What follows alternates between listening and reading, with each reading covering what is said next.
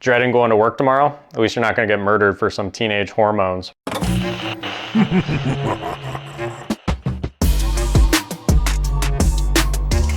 Hey there, welcome to another edition of the Sunday Scaries. I'm your host, Mike, and today we're going to be talking about Friday the 13th. Now, this film is interesting because I like it a lot, but I like it mostly for its lore and not so much that it's a terrific film or a terrific slasher film. This launched a hugely successful franchise, and I find irony that this is one of the biggest horror franchises because this movie is a blatant ripoff of Halloween. Halloween came out just a short period before it and made a ton of money and had this huge successful theatrical release.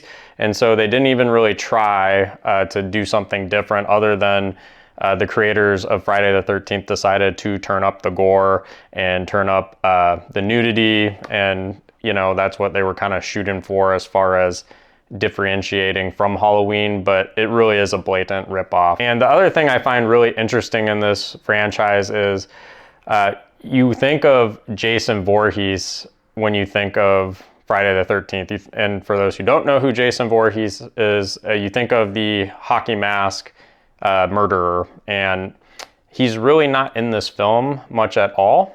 He's not the main villain or really a main character at all in it. He makes a very brief appearance in the film, but he's not really much involved. And it's interesting because this first film doesn't involve him, but all the rest of the films, really, he is the star of the show, and he's who you think of the franchise, but he's not in this film. I will be doing some spoilers, just FYI, because I don't really know how to talk about this film without spoilers, so I'm gonna get started right now. For those who have never seen Friday the 13th, it has a really simple plot. It's a bunch of camp counselors at camp a week early preparing to get it ready for the campers. And slowly as the film goes on, campers begin to get murdered. You don't know who is the murderer until the very end. It's one of those kind of whodunit.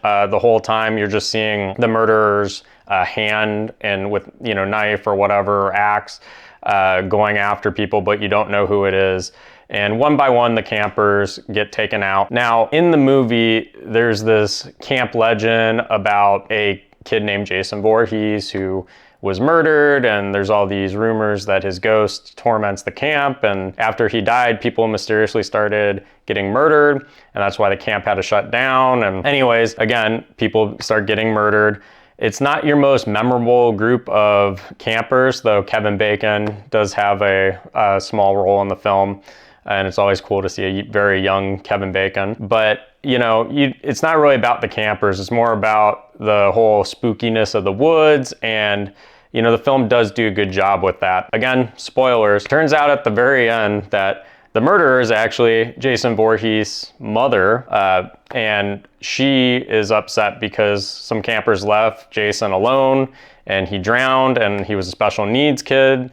They don't really go into what he had, but he had some sort of special needs and needed to be watched at all times, and he drowned in the lake. And so she's the one that's come back, murdered camp counselors. Some of the counselors were away when they were supposed to be watching Jason because I think they were having premarital sex, or at least that's what it's alluded to. And so Pamela Voorhees decides to take revenge and start murdering the counselors. And Betsy Palmer plays Pamela Voorhees, and she actually does such a terrific role. And it's interesting because even though Jason in later films is this brutal force of nature, she actually, I think, is more scary just because she is so crazy in the film. And being that it's a whodunit, if you actually watched it for the first time and didn't know anything about the franchise, this one is such more of a mystery than any of the other ones. It does have some pretty crazy kills in it.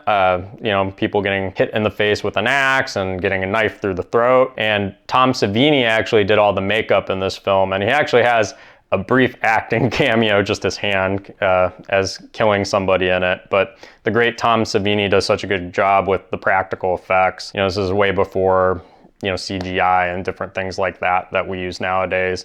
And so in that regards, it is a really cool film, and just seeing how they do it stylistically. But overall, it's not the most impressive film. I'm a big character development kind of person. I like strong characters, and this film really doesn't have too many strong characters in it, unfortunately.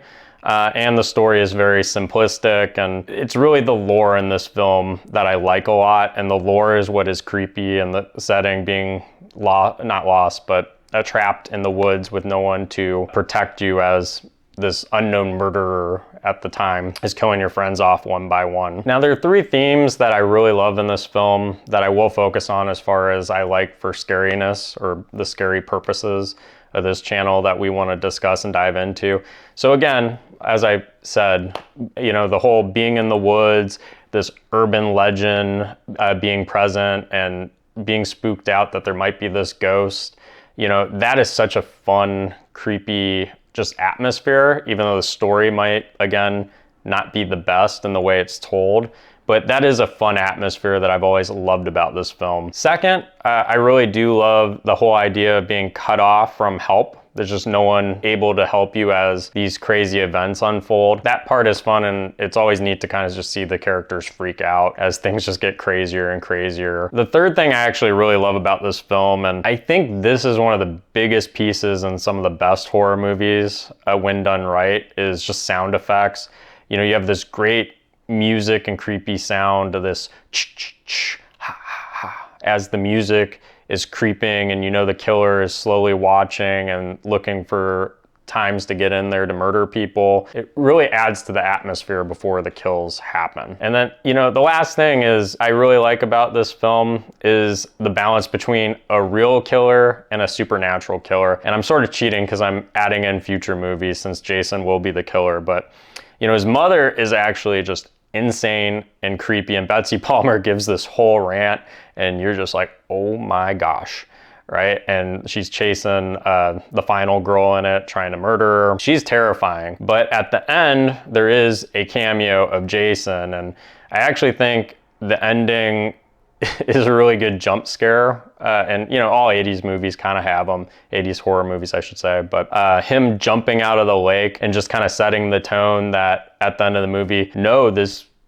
little kid came back from the dead and he's out there. You know, the girl at the end of the movie tells the cops, there's a little boy out there, he came out of the water, and she's not sure if she's dreaming or not. It's kind of neat that this movie spawned the supernatural killer, or who would go on to be a supernatural killer. And I just really love the lore. This, for a franchise that I don't think overall has a ton of great movies, actually has a really great mythology. You know, that's what makes this movie a classic. That's what makes this franchise a classic.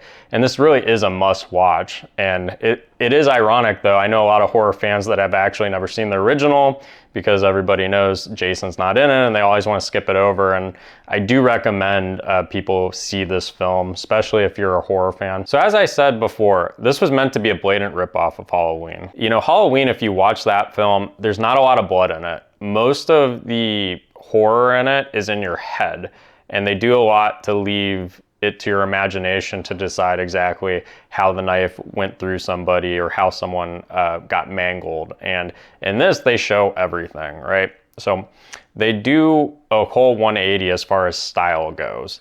And it is interesting that Michael Myers, who's the villain of Halloween, would go on to be kind of a similar character to Jason. And Jason and Michael actually, to me, become very similar characters. Though with Michael, it depends on the story arc because there's so many different timelines. You know, they're these brutal big guys, kind of force of natures coming in and just murdering people, and they don't really have a whole lot of rhyme or reason. And it's interesting because this film, there is actually a ton of motivation for Betsy Palmer, or Pamela Voorhees, I should say, to kill people. You know, she's really upset about her son being left alone and killed, and she has this whole motivation, and it's very calculated, where her son moving forward in future films, you don't really know why he's murdering people. Now, as a film series as a whole, and I know I'll probably get some hate, this is not one of my favorite series. I appreciate the lore of it, but I think the stories in most of them are a little simplistic. I think this is not a great series as far as character development.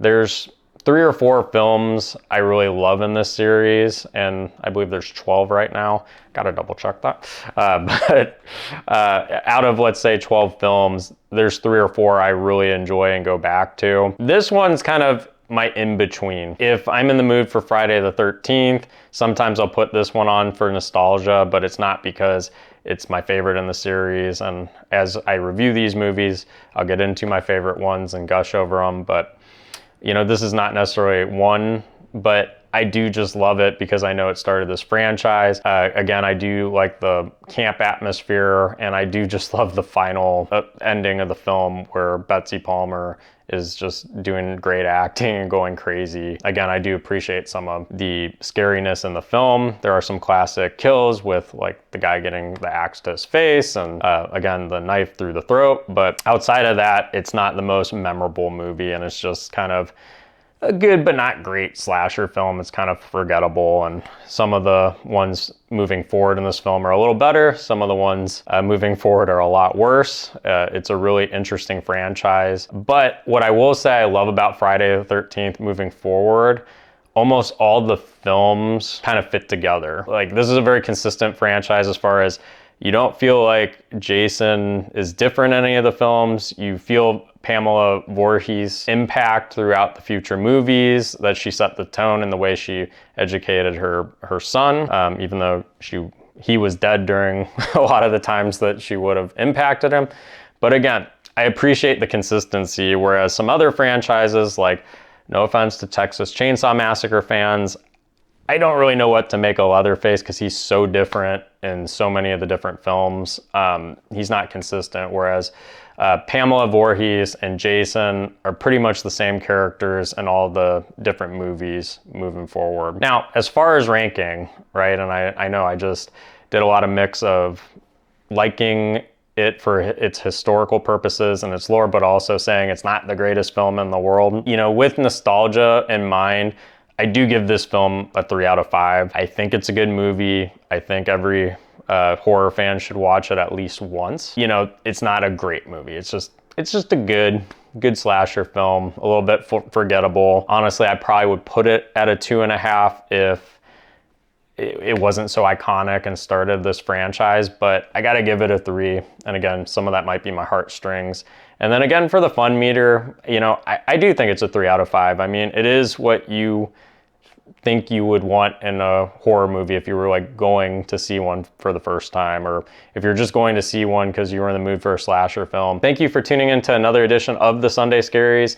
Please like my video and subscribe if you're not already subscribed, and then please follow too so you get notifications when I post new videos, and I appreciate all of your support. And please leave a comment in the chat. Would love to hear your opinions about Friday the 13th and what you think about what I talked about.